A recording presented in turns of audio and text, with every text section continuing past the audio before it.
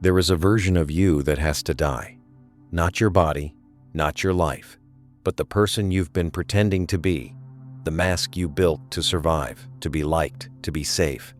You've worn it so long you've forgotten it's a mask. You think it's you, but it isn't. It's the armor you put on when you were young and afraid, and it has been quietly running your life ever since.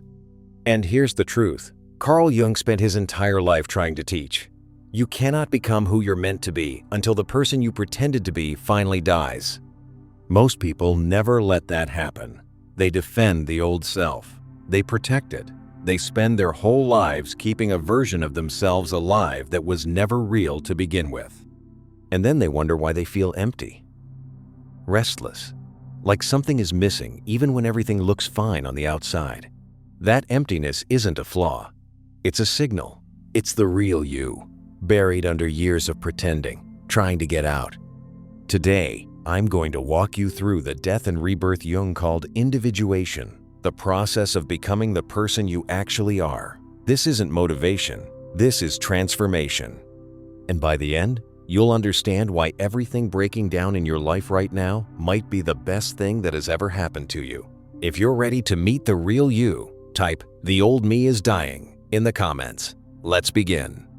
It starts with a quiet, disturbing feeling, a sense that the life you're living doesn't quite fit.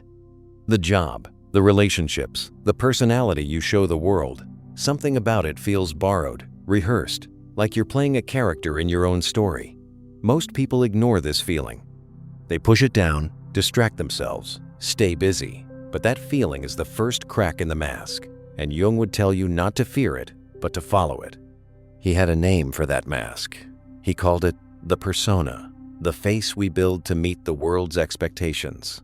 There's nothing wrong with having one. We all need a way to move through society. The problem begins when you forget you're wearing it. When the mask grows so tight, it replaces the face underneath. The persona is that which in reality one is not, but which oneself, as well as others, think one is. Think about the masks people wear. The people pleaser, terrified of disappointing anyone. The tough one who never lets a soul get close. The achiever who only feels worthy when they're winning. These masks kept you safe once. As a child, they protected you. But the thing that protects the child becomes the prison of the adult. And most people spend their entire lives loyal to a mask they built at 16 just to survive.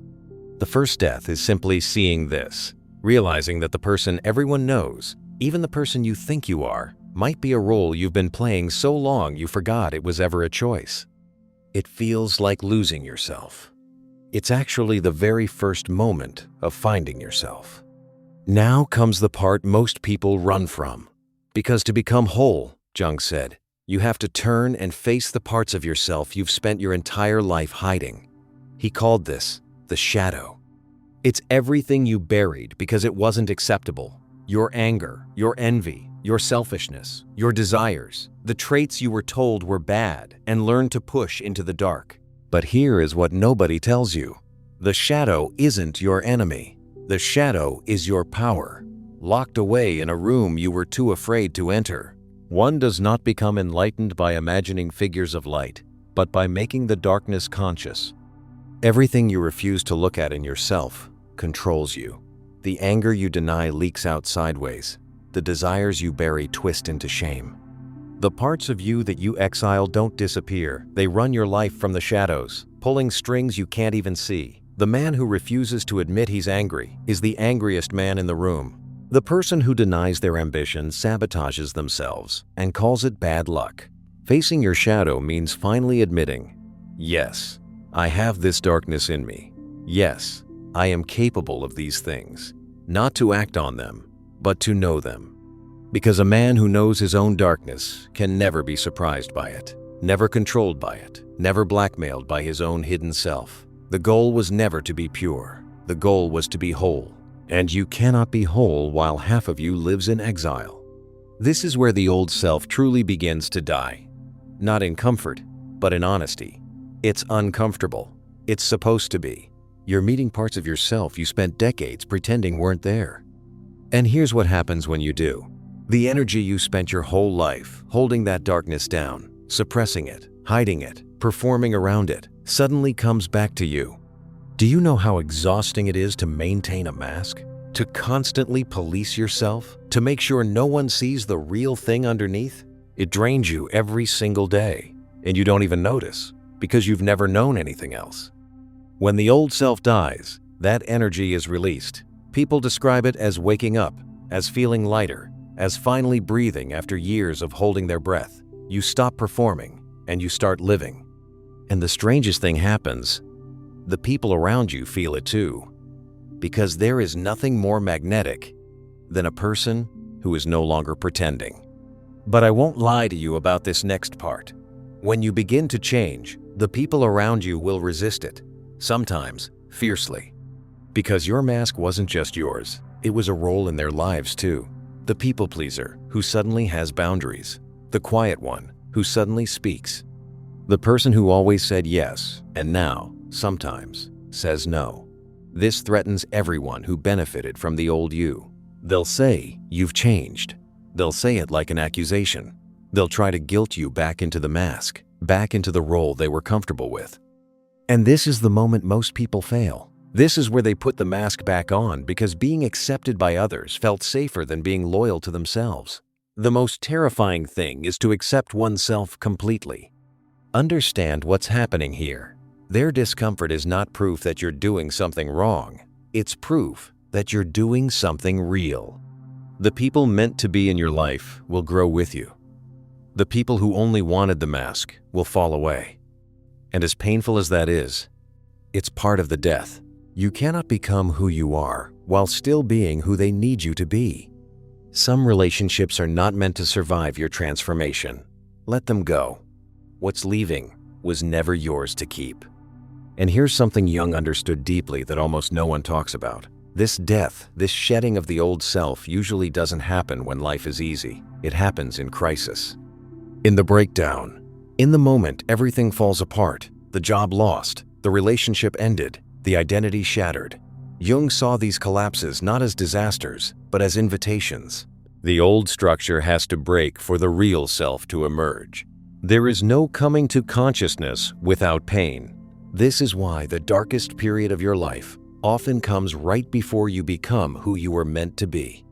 The breakdown is the breakthrough, wearing a disguise.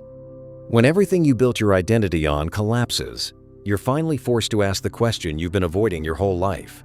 If I'm not the mask, if I'm not the role, if I'm not what everyone expected me to be, then who am I? Most people are never forced to ask that question. They live and die inside the mask, comfortable and asleep. If life has broken something in you, it may have just handed you the rarest gift there is, the chance to finally find out who you actually are underneath all of it. So how do you know it's working? How do you know the old self is truly dying and the real one is being born? You'll feel less need to explain yourself, less need to be understood by everyone, less need to win arguments that don't matter. You'll find you can sit with your own darkness without shame and with other people's opinions without collapse. The things that used to shake you will move you less. Not because you've gone cold, but because you're finally anchored in something real instead of a mask that needed constant defending. You'll stop asking, "What will they think?" and start asking, "What is true for me?" That single shift changes everything. Jung called this becoming whole individuation, and he believed it was the entire purpose of a human life. Not to be happy every moment, not to be perfect, not to be liked by everyone, but to become the full, complete, undivided version of who you already are underneath the fear. To integrate the light and the dark, the mask and the face, the person you show and the person you hide into one whole human being who is finally, fully themselves. Your vision will become clear only when you can look into your own heart. Who looks outside dreams. Who looks inside awakes. So here is where you stand. The old self, the mask, the role, the performance is asking to die. And a truer version of you is waiting on the other side of that death. You can keep the mask. It's safe. It's familiar. Everyone's comfortable with it. And it will slowly, quietly cost you your entire life. Or you can let it die. You can face the shadow, release what you've been holding, let the wrong people fall away, and walk out of the wreckage as the person you were always meant to be. Nobody can do this for you. No one is coming to give you permission. The death and the rebirth both happen by your own choice, in your own heart, starting the moment you decide the pretending is over. So I'll ask you the only question that matters.